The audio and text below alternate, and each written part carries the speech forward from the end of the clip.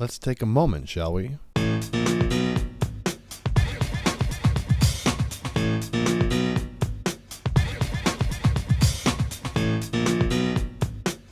Hey, and welcome to another episode of Mark's Moment, and today on my moment I want to show you what I picked up at the Calgary Comic-Con 2017. I had a hell of a time. I had a budget of $150 to spend on video games, and I want to show them to you right now. So let's get started. First up, I got Super Mario Advance, which is pretty much Super Mario Bros. 2 from the NES. I guess I should have said that every game that you see that I bring out today, I've tested. So they do work. So I'll put that, yeah. Next up is Super Mario Advance 4, Super Mario Bros. 3. Now, I like this game. I really do. But the one thing that bugs me the most is how he talks all the time. Like when he gets like a 1-up or a mushroom and he's like, just what I needed. I'm not used to it, but that's just the old school me. So out of the advanced realm, we go into the original, which I got Super Mario Land 2, 6 gold coins. I love this game. It's one of the ones that I lost in my history from my past. And I'm glad I have it. I love it. And just the comparison in graphics from the original is amazing. I remember that blew me away as a kid, and even today it's still, pretty amazing. So the one and only Super Nintendo game that I got is Out of This World. It's kind of dirty. It's got shit all over it. Never actually played this one, so I picked it up. And then next up, I got Turok the Dinosaur Hunter. I remember this game as a kid.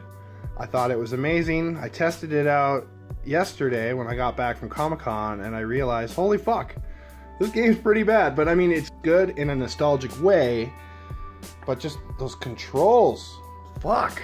Next up on the N64 tip is Mission Impossible. This one has writing and shit all over it, and I am gonna have to clean this one for sure.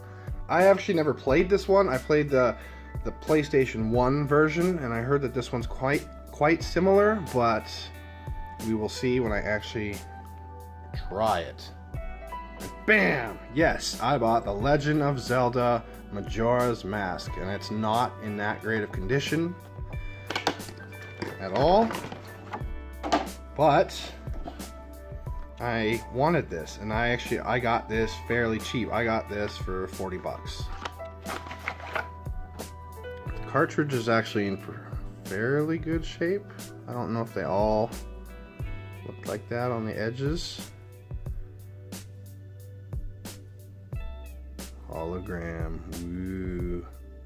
See, that looks pretty cool. So very excited to have this. I mean, this kind of bugs me. It really does. I mean, who would have peeled that off? I would have at least tried to keep the sticker on there. Then last but not least, I have, bam! Majora's Mask again, but I have the Japanese collector's edition, I think, or some sort of edition. I am not sure. But I got a deal on this, and it was only 50 bucks.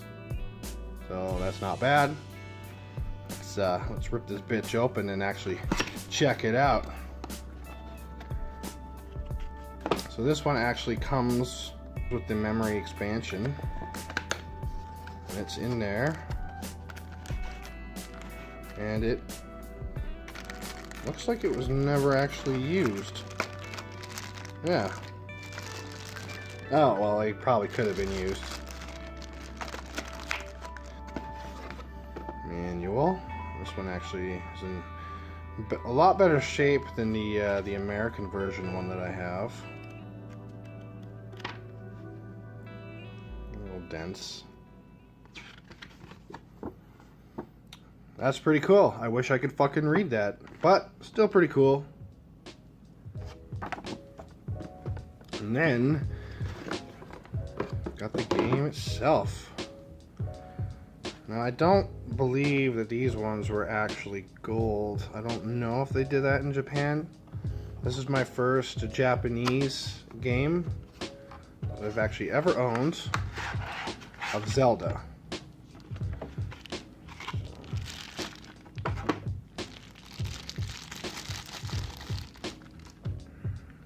but it's alright. I mean, it's definitely not near mint. So there you have it. This was what I got. My budget was $150, but it ended up costing $155 for everything. I think it's a great addition to my collection. I'm very happy. I mean, the only thing I really didn't care for was this. But for the price that I got, you know, I'll try to figure it out. Maybe I'll try to figure out something to do with my Zelda collection with the boxes, or maybe just keep it as is. I don't know. Do you have boxes like that are damaged from games that you really like? What do you do with them? Just curious. So yeah, so that's what I got. So thanks for tuning in to Mark's Moments, and I will see you guys on the next episode.